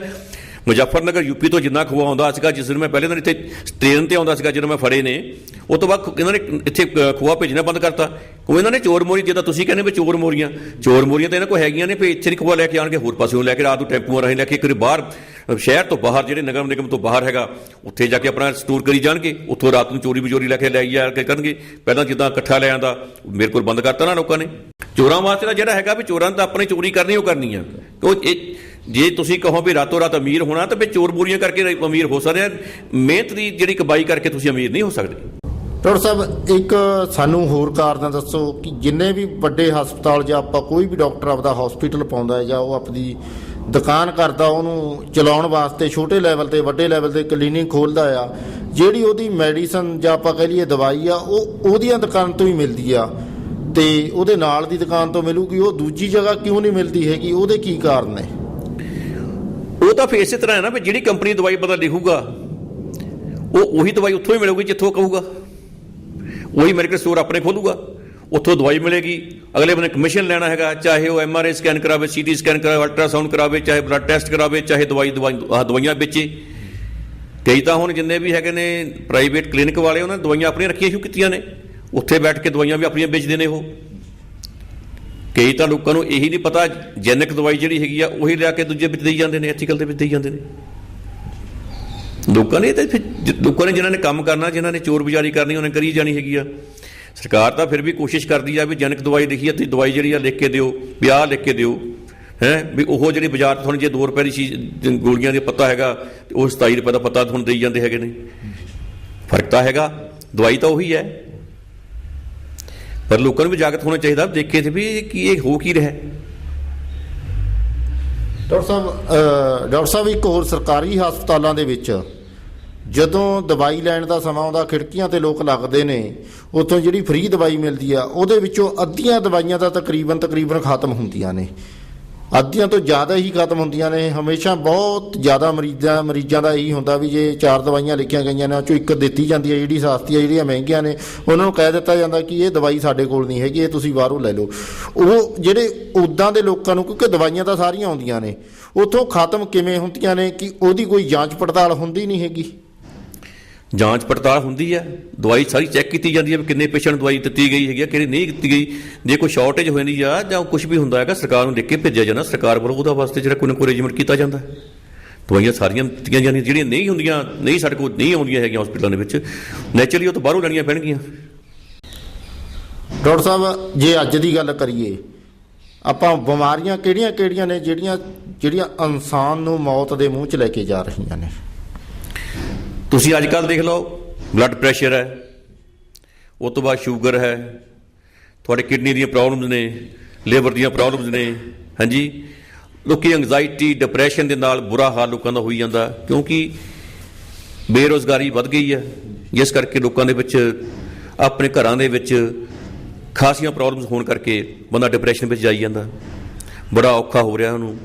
ਨਕਲੀ ਚੀਜ਼ਾਂ ਖਾਣ ਦੇ ਨਾਲ ਜੰਮਦੇ ਬੱਚੇ ਦੇ ਆਪਾਂ ਮੂੰਹ ਦੇ ਵਿੱਚ ਜ਼ਹਿਰ ਪਾਉਂਦੇ ਆ, ਨਕਲੀ ਦੁੱਧ ਪਿਲਾਉਂਦੇ ਆ, ਬੱਚਾ ਮਰੇਗਾ। ਜਿੰਨੇ ਵੀ ਉਹਦੇ ਸਿਸਟਮ ਨੇ ਸਾਰੇ ਸਿਸਟਮ ਖਰਾਬ ਹੋਣਗੇ ਜੇ ਉਹ ਬੰਦਾ ਕੋਈ ਵੀ ਪੀਵੇਗਾ, ਚਾਹੇ ਦੁੱਧ ਆ ਚਾਹੇ ਕੋਈ ਵੀ ਚੀਜ਼ ਹੈਗੀ ਆ, ਉਹ ਜੇ ਸਿਸਟਮ ਦੇ ਅੰਦਰ ਜਾਣੀ ਆ, ਸਿਸਟਮ ਨੂੰ ਚਲਾਉਣ ਵਾਸਤੇ ਜਿਸ ਚੀਜ਼ ਤੇ ਗਲਤ, ਜੇ ਆਪਾਂ ਕਹੀਏ ਵੀ ਜੇ ਇੱਥੇ ਮੋਬਾਈਲ ਦੀ ਲੋੜ ਹੈਗੀ ਹੈ ਇੱਥੇ ਆਪਾਂ ਗਰੀਸ ਪਾ ਦਈਏ, ਹਾਂਜੀ, ਸਿਸਟਮ ਤਾਂ ਨੈਚੁਰਲੀ ਫੇਲ ਹੋਏਗਾ। ਜੇ ਨਕਲੀ ਚੀਜ਼ਾਂ ਖਾਣ ਨੂੰ ਮਿਲਣਗੀਆਂ, ਨਕਲੀ ਚੀਜ਼ਾਂ ਨਾਲ ਤਾਂ ਨੁਕਸਾਨ ਤਾਂ ਸਾਰਾ ਹੋਏਗਾ ਹੀ ਹੋਏਗਾ ਉਸ ਚੀਜ਼ ਦਾ। ਡਾਕਟਰ ਸਾਹਿਬ ਪਟਿਆਲੇ ਦੀ ਜੇ ਮੈਂ ਗੱਲ ਕਰਾਂ, ਖਾਸ ਪਟਿਆਲੇ ਜ਼ਿਲ੍ਹੇ ਦੀ, ਇੱਥੇ ਫਾਰਮਾਸਿਸਟ ਹੈਗੇ ਨੇ, ਉਹਨਾਂ ਦੀ ਇੱਕ ਡਿਮਾਂਡ ਹੈਗੀ ਆ ਕਿ ਉਹ ਕਹਿੰਦੇ ਵੀ ਕੁਝ ਦਵਾਈਆਂ ਸਾਡੀਆਂ ਜਿਹੜੀਆਂ ਬੈਨ ਹੁੰਦੀਆਂ ਨੇ ਤੇ ਕੁਝ ਦਵਾਈਆਂ ਦੇ ਜਿਹੜੇ ਸਾਡੇ ਤੇ ਪਰਚੇ ਪਾਏ ਜਾਂਦੇ ਨੇ, ਧੱਕੇ ਨਾਲ ਪਾਏ ਜਾਂਦੇ ਨੇ, ਜਿਹੜੇ ਵੀ ਉਹਨਾਂ ਬਾਰੇ ਕੋਈ ਰਾਹਤ ਦੀ ਗੱਲ ਕਰੀਏ, ਉਹ ਕਿੱਦਾਂ ਰਾਹਤ ਦੀ ਗੱਲ ਆ? ਤੇ ਜੇ ਉਹ ਕੋਈ ਆਮ ਪੇਸ਼ੈਂਟ ਲੈਣ ਜਾਂਦਾ ਹੈ ਉਹਦੇ ਲਈ ਵੀ ਬਹੁਤ ਮਜਬੂਰੀ ਹੋ ਜਾਂਦੀ ਆ ਉਹ ਦਵਾਈ ਲੈਣੀ। ਇਹ ਸਹੀ ਗੱਲ ਆ ਵੀ ਉਹਨਾਂ ਨਾਲ ਧੱਕਾ ਹੁੰਦਾ, ਉਹਨਾਂ ਤੇ ਜਿਹੜੀਆਂ ਦਵਾਈਆਂ ਨੇ ਨਜਾਇਜ਼ ਪਰਚੇ ਪਾਏ ਜਾਂਦੇ ਨੇ ਪੁਲਿਸ ਵੱਲੋਂ, ਕੋਈ ਇੱਦਾਂ ਦੀ ਕਾਰਵਾਈ ਤੁਹਾਡੇ ਧਿਆਨ ਹਿੱਤ? ਨਹੀਂ, ਦੇਖੋ ਜਿਹੜੀਆਂ ਦਵਾਈਆਂ ਬੈਂਡ ਨੇ, ਫਰਜ਼ ਕੀਤਾ ਕਈ ਦਫਾ ਇਹ ਜਿਹੜੇ ਲੋਕ ਨੇ ਨਸ਼ੇ ਵਾਸਤੇ ਇਸਤੇਮਾਲ ਕਰਦੇ ਆ। ਇਹ ਹੁਣ ਨਸ਼ੇ ਵਾਸਤੇ ਇਸਤੇਮਾਲ ਕਰ ਰਹੇ ਪਿੰਡਾਂ ਦੇ ਵਿੱਚ, ਤੁਸੀਂ ਇਹ ਦੇਖੋ ਵੀ ਥਾਂ ਥਾਂ ਦੁਕਾਨਾਂ ਦੇ ਉੱਪਰ ਜਾ ਕੇ ਲੋਮੋਟਿਲ ਦੀਆਂ ਗੋਲੀਆਂ ਜਾਂ ਦੂਜੇ ਫੈਂਸੀ ਦੀਆਂ ਬੋਤਲਾਂ, ਸ਼ੀਸ਼ੀਆਂ, ਖੋਰ ਕਫ ਸਿਰਪ ਜਿਹੜੇ ਹੈਗੇ ਨੇ ਜਾਂ ਦਰਦਾਂ ਵਾਲੀਆਂ ਜਿਹੜੀਆਂ ਗੋਲੀਆਂ ਨੇ, ਉਹ ਇਹ ਅਬੰਡੈਂਸ ਲਿਆ ਕੇ ਨਾ ਬਾਹਰੋਂ ਲਿਆ ਕੇ ਲੋਕਾਂ ਨੂੰ ਮਤਲਬ ਕਿ ਨਸ਼ਿਆਂ ਪਾਸੇ ਲਾਈ ਜਾਂਦੇ ਨੇ। ਜੇ ਸਰਕਾਰ ਹੁਣ ਜਾਂ ਪੁਲਿਸ ਜੇ ਛਾਪਾ ਉਹਨਾਂ ਤੇ ਪਾਉਂਦੀ ਆ ਵੀ ਨਸ਼ੇ ਨੂੰ ਰੋਕਣ ਵਾਸਤੇ ਕਰਦੀ ਆ ਤਾਂ ਕੋਈ ਗਲਤ ਕੰਮ ਤਾਂ ਨਹੀਂ ਕਰਦੀ ਹੈਗੀ। ਚਾਹੀਦਾ ਤਾਂ ਇਹੀ ਆ ਨਾ ਵੀ ਜੇ ਕੋਈ ਬੰਦਾ ਨਸ਼ੇ ਦੀ ਲੱਤ ਕਿਸੇ ਨੂੰ ਲਾਉਂਦਾ ਆ ਤੇ ਉਹਨੂੰ ਸਜ਼ਾ ਤਾਂ ਹੋਣੀ ਚਾਹੀਦੀ ਆ। ਬਿਲਕੁਲ ਗਲਤ ਹੈ ਜੇ ਕੋਈ ਕਿਸੇ ਦੇ ਕੋਈ ਪਰਚਾ ਪੈਂਦਾ ਆ, ਜੇ ਕੋਈ ਕਰਦਾ ਹੈ ਤਦੇ ਪਰਚਾ ਪੈਂਦਾ, ਕਿਸੇ ਦੇ ਪੁਲਿਸ ਜਿਹੜੀ ਨਜਾਇਜ਼ ਨਹੀਂ ਕਿਸੇ ਕਰਦੀ ਹੈਗੀ। ਸਾਰਾ ਕੁਝ ਜਿਹੜਾ ਵੀ ਹੁੰਦਾ ਹੈ ਬਿਲਕੁਲ ਠੀਕ ਹੈ। ਜੇ ਕੋਈ ਹੁਣ ਗਲਤ ਦਵਾਈਆਂ ਬੰਦਾ ਵੇਚੂਗਾ ਤੇ ਕੀ ਸਰਕਾਰ ਚੁੱਪ ਕਰਕੇ ਬੈਠੂਗੀ? ਪ੍ਰਸ਼ਾਸਨ ਚੁੱਪ ਕਰਕੇ ਬੈਠੇਗਾ? ਬਿਲਕੁਲ ਨਹੀਂ। ਹੁਣ ਨਸ਼ੇ ਵਾਸਤੇ ਥੋੜ੍ਹਾ ਲਾਉਣਾ ਕਿਸੇ ਬੰਦੇ ਨੂੰ। ਅਸੀਂ ਨਸ਼ਿਆਂ ਦੇ ਖਿਲਾਫ ਹਾਂ। ਜਿਹੜਾ ਬੰਦਾ ਨਸ਼ਾ ਵੇਚਦਾ ਜਾਂ ਨਸ਼ੇ ਵਾਲੇ ਕਰਦਾ ਹੈਗਾ, ਅਸੀਂ ਉਹਦੇ ਖਿਲਾਫ ਕਾਰਵਾਈ ਕਰਨ ਵਾਸਤੇ ਅਸੀਂ ਮਦਦ ਕਰਦੇ ਹਾਂ ਉਹਦੀ। ਲੋਕਾਂ ਨੂੰ ਕਹਿੰਦੇ ਤੁਸੀਂ ਅੱਗੇ ਉੱਠ ਕੇ ਆਓ, ਆਪਾਂ ਮਦਦ ਕਰੀਏ, ਆਪਾਂ ਖੜੇ ਹੋਈਏ ਇਹ ਨਸ਼ਿਆਂ ਦੇ ਖਿਲਾਫ, ਇਹਨਾਂ ਜ਼ਾਲਮ ਲੋਕਾਂ ਦੇ ਖਿਲਾਫ। ਠੀਕ ਹੈ, ਜੇ ਕਿਤੇ ਕੋਈ ਪਰਚਾ ਗਲਤ ਕੋਈ ਪੈਂਦਾ ਹੈਗਾ ਉਹਦੇ ਖਿਲਾਫ ਵੀ ਤੁਹਾਨੂੰ ਜਿਹੜਾ ਹੈਗਾ ਤੁਹਾਨੂੰ ਆਪਣਾ ਰਾਈਟ ਹੈ, ਤੁਸੀਂ ਆਪਣੀ ਇਨਕੁਆਇਰੀ ਕਰਵਾਓ। ਤੇ ਤੁਹਾਨੂੰ ਲੱਗਦਾ ਹੈਗਾ ਪੁਲਿਸ ਡਿਪਾਰਟਮੈਂਟ ਸਾਰਾ ਕੁਝ ਕਰਦੀ ਹੈ, ਥੋੜੀ ਮਦਦ ਵੀ ਕਰਦੀ ਹੈ, ਸਾਰਾ ਕੁਝ ਕਰਦੀ ਹੈ। ਡਾਕਟਰ ਸਾਹਿਬ, ਜਿਹੜੀ ਆਪਾਂ ਨਸ਼ਿਆਂ ਦੀ ਗੱਲ ਕਰ ਰਹੇ ਹਾਂ, ਜਿਹੜੇ ਨਸ਼ੇ ਮੁੰਡੇ ਕਰਦੇ ਨੇ ਜਾਂ ਉਹ ਟੀਕੇ ਲਾਉਂਦੇ ਨੇ ਤੇ ਉਹਨਾਂ ਦੇ ਪਿੱਛੇ ਹੱਥ ਵੀ ਮੇਰਾ ਖਿਆਲ ਉਹਨਾਂ ਨੂੰ ਡਾਕਟਰ ਹੀ ਦੱਸਦੇ ਨੇ ਜਾਂ ਫਾਰਮਾਸਿਸਟ ਦੱਸਦੇ ਨੇ ਕਿ ਤੁਸੀਂ ਆਹ ਗੋਲੀਆਂ ਵਰਤੋ, ਜਾਂ ਜੇ ਤੁਸੀਂ ਭੁੱਕੀ ਛੱਡਤੀ ਤਾਂ ਤੁਸੀਂ ਆਹ ਗੋਲੀਆਂ ਲੈ ਲਓ, ਜੇ ਤੁਸੀਂ ਫੀਮ ਖਾਂਦੇ ਹੋ ਤਾਂ ਇਹਦੀ ਇੰਨੀ ਡੋਜ਼ ਲੈਣ ਲੱਗ ਜਾਓ, ਫੀਮ ਦੀ ਘਟਾਉਣ ਲੱਗ ਜਾਓ। ਕਹਿਣ ਦਾ ਭਾਵ ਉਹਨਾਂ ਪਿੱਛੇ ਕਿ ਉਹਨਾਂ ਨੂੰ ਤਾਂ ਖੁਦ ਨਹੀਂ ਪਤਾ, ਜਿਹੜੇ 10ਵੀਂ 12ਵੀਂ ਦੇ ਬੱਚੇ ਪੜ੍ਹ ਰਹੇ ਨੇ ਉਹਨਾਂ ਨੂੰ ਕੀ ਪਤਾ ਵੀ ਕਿਹੜੀ ਗੋਲੀ ਨਸ਼ਾ ਕਰਦੀ ਆ ਕਿਹੜੀ ਨਹੀਂ ਕਰਦੀ। ਉਹਦੇ ਪਿੱਛੇ ਵੀ ਇਹਨਾਂ ਦਾ ਹੀ ਹੱਥ ਆ। ਕਿਉਂਕਿ ਜਿਹੜੇ ਝੋਲਾ ਛਾਪ ਬੈਠੇ ਨਾ ਪਿੰਡਾਂ ਦੇ ਵਿੱਚ, ਸ਼ਹਿਰਾਂ 'ਚ ਦੇਖ ਲਓ ਤੁਸੀਂ, ਥਾਂ ਥਾਂ ਤੇ ਲਿਖਿਆ ਵੀ ਸ਼ਰਤੀਆ ਇਲਾਜ, ਇਸ ਚੀਜ਼ ਦਾ ਸ਼ਰਤੀਆ ਇਲਾਜ। ਵੀ ਅਸੀਂ ਤਾਂ ਇਲਾਜ ਕਰ ਨਹੀਂ ਸਕਦੇ ਉਸ ਚੀਜ਼ ਦਾ, ਇਹ ਕਿੱਥੋਂ ਸ਼ਰਤੀਆ ਇਲਾਜ ਕਰ ਲੈਂਦੇ? ਕਿੱਥੋਂ ਸ਼ਰਤੀਆ ਇਲਾਜ ਦੱਸੋ ਵੀ? ਇਹਦਾ ਕੋਈ ਹਿਸਾਬ ਕਿਤਾਬ ਵੀ ਕੋਈ ਨਹੀਂ ਗਾ। ਸ਼ਰਤੀਆ ਇਲਾਜ ਕਿਸੇ ਦਾ ਕਰਦੇ ਨੇ ਪਿੰਡਾਂ 'ਚ? 10 ਮਿੰਟ ਤਾਂ ਬੰਦਾ ਪੜ੍ਹਿਆ ਨਹੀਂ ਹੈਗਾ, ਸ਼ਰਤੀਆ ਇਲਾਜ ਕਰ ਰਿਹਾ, ਲਿਆਓ ਮੈਂ ਕਹਿੰਦਾ ਸ਼ੂਗਰ ਠੀਕ ਕਰ ਦੇਣਾ, ਲਿਆਓ ਤੁਹਾਡਾ ਕੈਂਸਰ ਠੀਕ ਕਰ ਦੇਣਾ। ਕਿੱਥੋਂ ਕਰ ਦੂਗਾ? ਜਿਹੜੇ ਬੰਦਿਆਂ ਨੇ MD ਕੀਤੀ, ਜਿਹਨਾਂ ਨੇ DM ਕੀਤੀ ਹੈ, ਜਿਹੜੇ ਇੰਨੀ ਰਿਸਰਚ ਕਰਕੇ ਨਹੀਂ ਕਰ ਸਕਦੇ, ਤੁਸੀਂ ਕਿੱਥੋਂ ਕਰ ਦੂਗੇ? ਲੋਕਾਂ ਨੂੰ ਗਲਤ ਆਦਤਾਂ ਪਾਈ ਜਾਂਦੇ ਆ, ਨਸ਼ਿਆਂ ਵਾਲੇ ਪਾਸੇ ਲਾਈ ਜਾਂਦੇ ਆ, ਪੈਸੇ ਕਮਾਉਣ ਪਿੱਛੇ ਕਰੀ ਉੱਧਰ ਕਰ, ਫਿਰ ਦੁਸ਼ਮਣੀਆਂ ਕੱਢਣ ਪਿੱਛੇ ਲੋਕਾਂ ਨੇ ਮੈਨੂੰ ਗਲਤ ਬਲਕਿ ਉੱਤੇ ਕਰਾਤਾ, ਪਰਚਾ ਕਰੀ ਉੱਤੇ ਪਰਚਾ ਕਰਾਤਾ। ਗਲਤ ਹੈ। ਜੇ ਉਹ ਇਹੋ ਜਿਹੀ ਦਵਾਈਆਂ ਵੇਚਦੇ ਤਦੇ ਪੁਲਿਸ ਉਹਦੇ ਪਰਚੇ ਪਾਉਂਦੀ ਹੈ, ਗਲਤ ਤਾਂ ਨਹੀਂ ਪਾਉਂਦੀ। ਜੇ ਹੁਣ ਦਵਾਈਆਂ ਤੁਸੀਂ ਇੱਥੇ ਜੇ ਹੁਣ ਪੰਜਾਬ 'ਚ ਬੰਦ ਕੀਤੀਆਂ ਹੈਗੀਆਂ ਨੇ, ਨਹੀਂ ਵਿਕਣ ਦੇਣੀਆਂ, ਦੂਜੀਆਂ ਸਟੇਟਾਂ ਤੋਂ ਲਿਆਉਂਦੇ ਨਾ, ਜੇ ਫੜੇ ਜਾਂਦੇ ਨੇ ਤੁਹਾਡੇ ਸਾਹਮਣੇ ਰੋਜ਼ ਪੁਲਿਸ ਫੜ ਰਹੀ ਹੈ। ਕਿਉਂ ਫੜ ਰਹੀ ਹੈ? ਕਿਉਂ? ਬਾਹਰੋਂ ਲੈ ਕੇ ਆ ਕੇ ਵੇਚਦੇ ਨੇ ਇੱਥੇ ਆ ਕੇ। ਇਹਨਾਂ ਨੇ ਪੈਸੇ ਕਮਾਉਣੇ ਨੇ, ਇਹਨਾਂ ਨੇ ਲੋਕਾਂ ਨੂੰ ਜਿਹੜਾ ਨਸ਼ੇ ਪਾਸੇ ਲਾ ਕੇ ਲੋਕਾਂ ਨੂੰ ਜ਼ਿੰਦਗੀਆਂ ਬਰਬਾਦ ਕਰਨੀਆਂ ਨੇ। ਬਿਲਕੁਲ ਗਲਤ ਹੈ। ਇਹਨਾਂ ਦੇ ਖਿਲਾਫ ਸਖਤ ਐਕਸ਼ਨ ਹੋਣਾ ਚਾਹੀਦਾ। ਐਕਸ਼ਨ ਕਰਾਂਗੇ ਅਸੀਂ, ਪੁਲਿਸ ਦੀ ਮਦਦ ਵੀ ਕਰਾਂਗੇ, ਪ੍ਰਸ਼ਾਸਨ ਦੀ ਮਦਦ ਕਰਾਂਗੇ। ਜੇ ਕਿਸੇ ਬੰਦੇ ਨਾਲ ਧੱਕਾ ਹੁੰਦਾ ਅਸੀਂ ਉਹਦੀ ਮਦਦ ਵੀ ਕਰਾਂਗੇ, ਇਹ ਨਹੀਂ ਗੱਲ ਹੈਗੀ। ਜੇ ਬੰਦੇ ਨਾਲ ਧੱਕਾ ਹੁੰਦਾ, ਨਹੀਂ ਧੱਕੇ ਵਾਲੇ ਬੰਦੇ, ਧੱਕਾ ਨਹੀਂ ਬਿਲਕੁਲ ਸਰਕਾਰ ਕਰਦੀ ਕਦੇ ਵੀ, ਗਲਤ ਹੈ। ਡਾਕਟਰ ਸਾਹਿਬ, ਇੱਕ ਅਕਸਰ ਸ਼ਹਿਰ ਦੇ ਵਿੱਚ ਦੇਖਿਆ ਜਾਂਦਾ, ਵੱਡੇ ਵੱਡੇ ਬੋਰਡਾਂ ਦੇ ਵਿੱਚ ਲੱਗੇ ਹੋਏ ਹੁੰਦੇ ਨੇ, ਮਰਦਾਨਾ ਕਮਜ਼ੋਰੀ ਤੇ ਗੁਪਤ ਰੋਗਾਂ ਦੇ ਮਾਹਰ। ਜਿਹੜੇ ਇਹਨਾਂ ਦੀ ਕੋਈ ਡਿਗਰੀ ਨਹੀਂ ਹੁੰਦੀ, ਕੁਛ ਨਹੀਂ ਲਿਖਿਆ ਹੁੰਦਾ, ਜਿਹੜੇ ਇੱਦਾਂ ਦੇ ਡਾਕਟਰ ਬੈਠੇ ਨੇ ਤੇ ਉਹਨਾਂ ਨੂੰ ਨੱਥ ਕਿੱਦਾਂ ਪਾਈ ਜਾ ਸਕਦੀ ਆ? ਸਰਕਾਰ ਜਿਹੜੀ ਹੈ ਉਹਨਾਂ ਦੇ ਖਿਲਾਫ ਵੀ ਜਿਹੜੀ ਕਾਰਵਾਈ ਕਰਨ ਵਾਸਤੇ ਨਾ, ਝੋਲਾ ਛਾਪ ਦੇ ਵਾਸਤੇ ਵੀ ਹੁਣ ਕਾਰਵਾਈ ਸ਼ੁਰੂ ਹੋ ਰਹੀ ਆ। ਪਿੰਡਾਂ ਦੇ ਵਿੱਚ ਉਹੀ ਬੰਦੇ ਫੜਨੇ ਸ਼ੁਰੂ ਕਰ ਦਿੱਤੇ ਹੈਗੇ ਆ, ਸਿਵਲ ਸਰਜਨਾਂ ਨੂੰ ਹਦਾਇਤਾਂ ਕਰ ਦਿੱਤੀਆਂ ਗਈਆਂ ਨੇ ਹੈਲਥ ਡਿਪਾਰਟਮੈਂਟ ਵੱਲੋਂ, ਤੇ ਉਹਨਾਂ ਦੇ ਖਿਲਾਫ ਕਾਰਵਾਈ ਹੋਏਗੀ। ਕਿਉਂ ਨਹੀਂ ਹੋਏਗੀ? ਦੇਖੋ ਵੀ ਜੇ ਅਸੀਂ ਤਾਂ ਇਲਾਜ ਨਹੀਂ ਕਰ ਸਕਦੇ, ਕਿੱਥੋਂ ਸ਼ਰਤੀਆ ਇਲਾਜ ਕਰ ਦਿੰਦੇ 2 ਦਿਨਾਂ ਦੇ ਵਿੱਚ? ਐਡੀ ਇਹਨਾਂ ਨੇ ਕੋਈ ਕਿਹੜੀ ਗਿੱਦੜ ਸਿੰਘੀ ਹੈ? ਅਸਲ ਦੇ ਵਿੱਚ ਲੋਕੀ ਜਿਹੜੇ ਨੇ ਗਲਤ ਲੋਕਾਂ ਦੇ ਜਿਹੜੇ ਨੇ ਸ਼ਿਕਾਰ ਹੁੰਦੇ ਜਾ ਰਹੇ ਆ, ਉਹ ਉਹਨਾਂ ਲੋਕਾਂ ਨੂੰ ਜਿਹੜਾ ਜਾਗਰੂਕ ਕਰਨ ਦੀ ਲੋੜ ਹੈ ਵੀ ਇਹਨਾਂ ਨੇ ਝੋਲਾ ਛਾਪ ਦੇ ਕੋਲ ਨਾ ਜਾਓ, ਪੜ੍ਹੇ ਲਿਖੇ ਡਾਕਟਰ ਦੇ ਕੋਲ ਜਾਓ, ਤਾਂ ਕਿ ਤੁਹਾਡਾ ਇਲਾਜ ਆ ਉਹ ਸਹੀ ਤਰੀਕੇ ਨਾਲ ਹੋ ਸਕੇ। ਡਾਕਟਰ ਸਾਹਿਬ, ਸਾਡੇ 3 ਤਰ੍ਹਾਂ ਦੇ ਡਾਕਟਰ ਨੇ, ਐਲੋਪੈਥਿਕ, ਆਯੁਰਵੈਦਿਕ, ਹੋਮਿਓਪੈਥਿਕ। ਜਿਹੜੇ ਤਿੰਨਾਂ ਦੀ ਅਲੱਗ-ਅਲੱਗ ਤਰ੍ਹਾਂ ਦੇ ਇਹਨਾਂ ਦੇ ਕੋਰਸ ਨੇ। ਕਈ ਐਲੋਪੈਥਿਕ ਡਾਕਟਰ ਮੇਰਾ ਖਿਆਲ ਆਯੁਰਵੈਦਿਕ ਤੇ ਹੋਮਿਓਪੈਥਿਕ ਨੂੰ ਘੱਟ ਮੰਨਦੇ ਨੇ ਵੀ ਨਹੀਂ, ਉਹਦਾ ਕੋਈ ਐਡਾ ਫਾਇਦਾ ਨਹੀਂ ਹੁੰਦਾ। ਜਿਹੜੇ ਤੁਹਾਡੇ ਵਿਚਾਰ ਨੇ ਕਿ ਇਹ ਸਾਰੇ ਹੀ ਡਾਕਟਰੀ ਇਲਾਜ ਨੇ, ਜਿਹੜੇ ਇਹ ਤਿੰਨੋਂ ਚੀਜ਼ਾਂ ਦੀ ਤਰ੍ਹਾਂ ਬੰਦਾ ਕਰ ਸਕਦਾ ਹੈ, ਕਰਾ ਸਕਦਾ ਹੈ? ਬਿਲਕੁਲ। ਜਿਹੜਾ ਤਾਂ ਹੋਮਿਓਪੈਥੀ ਦਾ ਇਲਾਜ ਹੈ ਉਹ ਬਹੁਤ ਲੰਮਾ ਟ੍ਰੀਟਮੈਂਟ ਹੈ, ਤੇ ਆਯੁਰਵੈਦਿਕ ਜਿਹੜਾ ਟ੍ਰੀਟਮੈਂਟ ਹੈ, ਜਿਹੜੇ ਸਾਡੇ ਪੁਰਾਣਾ ਆਯੁਰਵੈਦ ਦੇ ਹਿਸਾਬ ਨਾਲ ਜਿਹੜੀਆਂ ਪੁਰਾਣੀਆਂ ਦਵਾਈਆਂ ਦਿੰਦੇ ਸੀ, ਸਾਡੇ ਜਿਹੜੇ ਪੁਰਾਣੇ ਵੈਦ ਹਕੀਮ ਸੀਗੇ, ਉਹ ਤਾਂ ਨਵਜ ਦੇਖ ਕੇ ਦੱਸਦੇ ਸੀ ਵੀ ਕੀ ਬਿਮਾਰੀ ਹੈਗੀ ਆ, ਕੀ ਇਹਦੇ ਵਾਸਤੇ ਦਵਾਈ ਦੇਣੀ ਚਾਹੀਦੀ ਆ। ਟ੍ਰੀਟਮੈਂਟ ਉਹ ਆਯੁਰਵੈਦਿਕ ਟ੍ਰੀਟਮੈਂਟ ਵੀ ਬਹੁਤ ਵਧੀਆ ਨੇ। ਐਲੋਪੈਥੀ ਟ੍ਰੀਟਮੈਂਟ ਤਾਂ ਬੰਦੇ ਨੂੰ ਤੁਰੰਤ ਜਿਹੜਾ ਆਰਾਮ ਦੇਣ ਵਾਸਤੇ ਐਲੋਪੈਥੀ ਦੀ ਜਿਹੜੀ ਲੋੜ ਪੈਂਦੀ ਹੈਗੀ ਆ। ਹਰ ਜਿਹੜਾ ਹੈਗਾ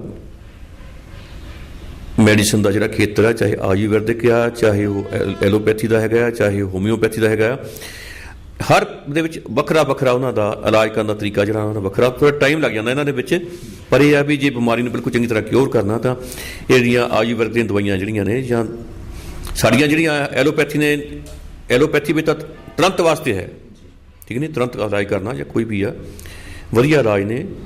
ਹੋਮਿਓਪੈਥੀ ਵਿੱਚ ਵੀ ਕਈ ਹੈਗੇ ਨੇ ਜਿਹੜੇ ਇਲਾਜ ਜਿਹੜੇ ਕਿ ਉਹ ਉਹ ਤਾਂ ਬਲਕਿ ਕਈ ਦਫਾ ਤਾਂ 6 ਮਹੀਨੇ ਸਾਲ ਵੀ ਲੱਗ ਜਾਂਦਾ ਹੈਗਾ। ਐਲੋਪੈਥੀ ਵਿੱਚ ਤਾਂ ਇਹ ਆ ਵੀ 5-7 ਦਿਨ 'ਚ ਬੰਦਾ ਟ੍ਰੀਟਮੈਂਟ ਕਰਨਾ ਜਾਂ ਕੁਝ ਵੀ ਕਰਨਾ ਉਹ ਸਾਰਾ ਟ੍ਰੀਟਮੈਂਟ ਠੀਕ ਹੋ ਜਾਂਦਾ। ਆਯੁਰਵੈਦਿਕ ਥੋੜ੍ਹਾ ਜੇ ਅਸੀਂ ਹਫ਼ਤਾ ਕਹੀਏ ਤਾਂ ਉਹਨਾਂ ਦਾ ਮਹੀਨਾ ਖੰਡ ਲਾ ਲਓ ਤੁਸੀਂ ਜੀ, ਉਹ ਥੋੜ੍ਹਾ ਲੰਮਾ ਪ੍ਰੋਸੈਸ ਹੈਗਾ, ਟਾਈਮ ਜ਼ਿਆਦਾ ਲੱਗਦਾ। ਡਾਕਟਰ ਸਾਹਿਬ ਐਲੋਪੈਥਿਕ ਦੀ ਦਵਾਈ ਨੂੰ ਕਹਿੰਦੇ ਜੇਕਰ ਬੰਦਾ ਜਿਹੜੇ ਵਰਤਦੇ ਨੇ ਵਿੱਚ ਗੱਲ ਆਈ ਆ ਵੀ ਇਹ ਸੱਚਾਈ ਆ ਜਾਂ ਨਹੀਂ ਸੱਚਾਈ, ਇਹਦੇ ਬਾਰੇ ਅਸੀਂ ਤੁਹਾਡੇ ਵਿਚਾਰ ਜਾਣਾਂਗੇ ਵੀ ਜਦੋਂ ਆਪਾਂ ਇੱਕ ਬਿਮਾਰੀ ਨੂੰ ਦੱਬਦੇ ਹਾਂ ਐਲੋਪੈਥਿਕ ਦੀ ਦਵਾਈ ਦੇ ਨਾਲ ਤਾਂ ਇਹ ਹੋਰ 2 ਬਿਮਾਰੀਆਂ ਖੜੀਆਂ ਕਰ ਲੈਂਦੀ ਆ, ਇਹਦੇ ਪਿੱਛੇ ਕੀ ਸੱਚਾਈ ਆ? ਨਹੀਂ, ਬਿਲਕੁਲ ਗਲਤ ਹੈ, ਇੱਦਾਂ ਤਾਂ ਨਹੀਂ ਕੋਈ ਗੱਲ ਹੈਗੀ। ਜੇ ਆਪਾਂ ਬਿਮਾਰੀ ਦਾ ਜੇ ਟ੍ਰੀਟਮੈਂਟ ਕਰਦੇ ਹਾਂ, ਜੇ ਦਵਾਈ ਤਾਂ ਦਿੰਦੇ ਹਾਂ, ਉਹਦੇ ਵਾਸਤੇ ਕੋਈ ਨਵੀਂ ਬਿਮਾਰੀ ਪੈਦਾ ਨਹੀਂ ਹੁੰਦੀ ਹੈਗੀ, ਗਲਤ ਹੈ ਬਿਲਕੁਲ। ਇੱਦਾਂ ਦੀ ਕੋਈ ਗੱਲ ਨਹੀਂ ਹੈਗੀ। ਜੇ ਹੁਣ ਤੁਹਾਨੂੰ ਬੁਖਾਰ ਜਿਹੜਾ ਬੁਖਾਰ ਵਾਸਤੇ ਦਵਾਈ ਪੈਰਾਸਟਾਮੋਲ ਲਈ ਹੈਗੀ ਆ, ਬੁਖਾਰ ਤੁਹਾਡਾ ਠੀਕ ਹੋ, ਇਹ ਥੋੜ੍ਹਾ ਤੁਹਾਨੂੰ ਉਹਨਾਂ ਸ਼ੂਗਰ ਹੋ ਜੂਗੀ, ਇਹ ਥੋੜ੍ਹਾ ਵੀ ਤੁਹਾਨੂੰ ਕੋਈ ਹੋਰ ਬਿਮਾਰੀ ਹੋ ਜੂਗੀ ਉਹਨਾਂ, ਨਹੀਂ। ਜੇ ਉਹ ਤਾਂ ਇਹ ਹੁੰਦਾ ਵੀ ਓਵਰਡੋਜ਼ ਜੇ ਤੁਸੀਂ ਕੋਈ ਚੀਜ਼ ਲਵੋਗੇ, ਓਵਰਡੋਜ਼ ਜੇ ਦੀ ਰੋਟੀਆਂ ਵੀ 4 ਜੇ ਖਾਂਦੇ ਆ, ਜੇ ਤੁਸੀਂ 8 ਰੋਟੀਆਂ ਖਾ ਲਓਗੇ ਤਾਂ ਤੁਹਾਨੂੰ ਲੂਜ਼ ਮੋਸ਼ਨ ਲੱਗ ਜਾਣਗੇ, ਤੁਹਾਡਾ ਪੇਟ ਖਰਾਬ ਹੋ ਜਾਊਗਾ, ਬਦਹਜ਼ਮੀ ਹੋ ਜੂਗੀ। ਇਸੇ ਤਰ੍ਹਾਂ ਮੈਡੀਸਨ ਆ, ਮੈਡੀਸਨ ਦੀ ਵੀ ਡੋਜ਼ ਹੈ, ਜੇ ਤੁਸੀਂ ਡੋਜ਼ ਦੇ ਹਿਸਾਬ ਨਾਲ ਦਵਾਈ ਲਓਗੇ ਤਾਂ ਠੀਕ ਹੈ, ਕੋਈ ਏਡੀ ਗੱਲ ਨਹੀਂ ਹੈਗੀ। ਜੇ ਤੁਸੀਂ ਵੱਧ ਕੇ ਤੁਸੀਂ ਓਵਰਡੋਜ਼ ਲਓਗੇ, ਖਰਾਬ ਕਰੇਗੀ, ਨੁਕਸਾਨ ਕਰੇਗੀ ਉਹ ਤਾਂ। ਡਾਕਟਰ ਸਾਹਿਬ ਟਾਈਮ ਦੀ ਨਜਾਕਤ ਨੂੰ ਦੇਖਦੇ ਹੋਏ ਅਸੀਂ ਤੁਹਾਡੇ ਤੋਂ ਸਿਰਫ ਲਾਸਟ ਸਵਾਲ ਪੁੱਛਣਾ ਚਾਹੁੰਦੇ ਹਾਂ ਵੀ ਤੁਸੀਂ ਆਪਦੇ ਵੱਲੋਂ ਦਰਸ਼ਕਾਂ ਨੂੰ ਜਾਂ ਆਪਦੇ ਲੋਕਾਂ ਨੂੰ, ਪੰਜਾਬ ਵਾਸੀਆਂ ਨੂੰ ਜਾਂ ਜਿਹੜੇ ਵੀ ਇਨਸਾਨ ਨੇ, ਇਨਸਾਨੀਅਤ ਦੇ ਤੌਰ ਤੇ ਤੁਸੀਂ ਕਿੱਦਾਂ ਦਾ ਸੰਦੇਸ਼ ਦੇਣਾ ਚਾਹੋਗੇ? ਪਹਿਲੀ ਗੱਲ ਤਾਂ ਇਹ ਹੈ ਵੀ ਮੈਂ ਸੰਦੇਸ਼ ਦੇਣਾ ਚਾਹੂੰਗਾ ਲੋਕਾਂ ਨੂੰ ਵੀ ਤੁਸੀਂ ਆਪਣਾ ਫਰਜ਼ ਜਿਹੜਾ ਹੈ, ਆਪਣਾ ਫਰਜ਼ ਪਛਾਣੋ। ਲੋਕਾਂ ਨੂੰ ਜਾਗਰੂਕ ਕਰਨ ਵਾਸਤੇ ਜਿਹੜਾ ਪੜ੍ਹਨਾ ਬਹੁਤ ਜ਼ਰੂਰੀ ਹੈ। ਆਪਣੀ ਸਿਹਤ ਨੂੰ ਠੀਕ ਰੱਖਣ ਵਾਸਤੇ ਤੁਹਾਨੂੰ ਕਸਰਤ ਬੜੀ ਜ਼ਰੂਰੀ ਹੈ, ਐਕਸਰਸਾਈਜ਼ ਕਰਨੀ ਚਾਹੀਦੀ ਹੈ, ਫਿਜ਼ੀਕਲ ਐਕਟੀਵਿਟੀ ਕਰਨੀ ਚਾਹੀਦੀ ਹੈ। ਪੜ੍ਹਨਾ ਲਿਖਾਂਗੇ ਤਾਂ ਆਪਣਾ ਦੇਸ਼ ਖੁਸ਼ਹਾਲ ਹੋਊਗਾ। ਜਿੱਥੇ ਅਨਪੜ੍ਹਤਾ ਹੋਊਗੀ, ਗਰੀਬੀ ਹੋਊਗੀ, ਇਹ ਖਤਮ ਹੋਏਗੀ। ਜਿਉਂ ਆਪਾਂ ਪੜ੍ਹਾਂਗੇ ਲਿਖਾਂਗੇ ਤਾਂ ਜਿਹੜਾ ਦੇਸ਼ ਹੈ ਇਹ ਖੁਸ਼ਹਾਲ ਹੋਊਗਾ। ਭਰੂਣ ਹੱਤਿਆ ਦੇ ਖਿਲਾਫ, ਨਸ਼ਿਆਂ ਦੇ ਖਿਲਾਫ ਇੱਕ ਬਹੁਤ ਵੱਡੀ ਜਿਹੜੀ ਜੰਗ ਹੈ ਇਹ ਆਪਾਂ ਨੂੰ ਲੜਨੀ ਪਊਗੀ। ਜੇ ਆਪਾਂ ਤਕੜੇ ਹੋਵਾਂਗੇ ਤਦੇ ਜਿੱਤ ਸਕਾਂਗੇ, ਉੱਦਾਂ ਨਹੀਂ ਜਿੱਤ ਸਕਦੇ। ਸਾਰੇ ਇੱਕਦਮ ਇਕੱਠੇ ਹੋਣ ਦੀ ਲੋੜ ਹੈ ਤੇ ਇੱਕ ਚੰਗੀ ਵਿਚਾਰਧਾਰਾ ਲੈ ਕੇ ਆਪਾਂ ਨੂੰ ਇੱਕ ਬੀ ਪੋਜ਼ਿਟਿਵ, ਜੇ ਆਪਾਂ ਕਿਸੇ ਚੀਜ਼ ਦੇ ਉੱਪਰ ਖੜਾਂਗੇ, ਚੰਗੀ ਸੋਚ ਲੈ ਕੇ ਖੜਾਂਗੇ, ਮੇਰਾ ਖਿਆਲ ਹੈ ਵੀ ਜ਼ਿੰਦਗੀ 'ਚ ਕੋਈ ਇੱਦਾਂ ਦਾ ਕੰਮ ਨਹੀਂ ਜਿਹੜਾ ਤੁਸੀਂ ਨਹੀਂ ਕਰ ਸਕਦੇ। ਤੁਸੀਂ ਹਮੇਸ਼ਾ ਸਕਸੀਡ ਕਰੋਗੇ, ਤੁਸੀਂ ਬਿਲਕੁਲ ਜਿੱਤੋਗੇ ਔਰ ਪਾਵਰ ਜਿੱਤੇਗੀ। ਮੈਂ ਸਰਦਾਰ ਬਲਜੀਤ ਸਿੰਘ, ਚੇਅਰਮੈਨ DPD ਧਮਕ ਪੰਜਾਬ ਜੀ ਦਾ ਬਹੁਤ ਹੀ ਧੰਨਵਾਦੀ ਹਾਂ ਵੀ ਉਹਨਾਂ ਨੇ ਸਾਨੂੰ ਮਾਣ ਬਖਸ਼ਿਆ, ਸਮਾਂ ਦਿੱਤਾ ਵੀ ਇਹ ਲੋਕਾਂ ਨਾਲ ਜਾਗਰੂਕ ਹੋ ਕੇ ਲੋਕਾਂ ਨੂੰ ਜਾਗਰੂਕ ਕਰੀਏ। ਬਹੁਤ ਬਹੁਤ ਧੰਨਵਾਦ। ਮੈਂ ਦੇਸ਼ ਦੇ ਸਰੋਤਿਆਂ ਨੂੰ ਆਪਣੇ ਵੱਲੋਂ ਪਿਆਰ ਭਰੀ ਸਤਿ ਸ੍ਰੀ ਅਕਾਲ, ਨਮਸਕਾਰ, ਜੈ ਰਾਮ ਜੀ ਕੀ। ਧੰਨਵਾਦ। ਇਹ ਸਨ ਡਾਕਟਰ ਯਾਦਵਿੰਦਰ ਸਿੰਘ, ਹੈਲਥ ਅਫਸਰ ਨਗਰ ਨਿਗਮ ਪਟਿਆਲਾ। ਸੋ ਅਗਲੀ ਵਾਰ ਨਵੀਆਂ ਸ਼ਖਸੀਅਤਾਂ ਦੇ ਨਾਲ ਨਵੇਂ ਮੁੱਦੇ ਲੈ ਕੇ ਫਿਰ ਹਾਜ਼ਰ ਹੋਵਾਂਗੇ। ਤਦ ਤੱਕ ਸਾਨੂੰ ਦਿਓ ਇਜਾਜ਼ਤ। ਸਤਿ ਸ਼੍ਰੀ ਅਕਾਲ।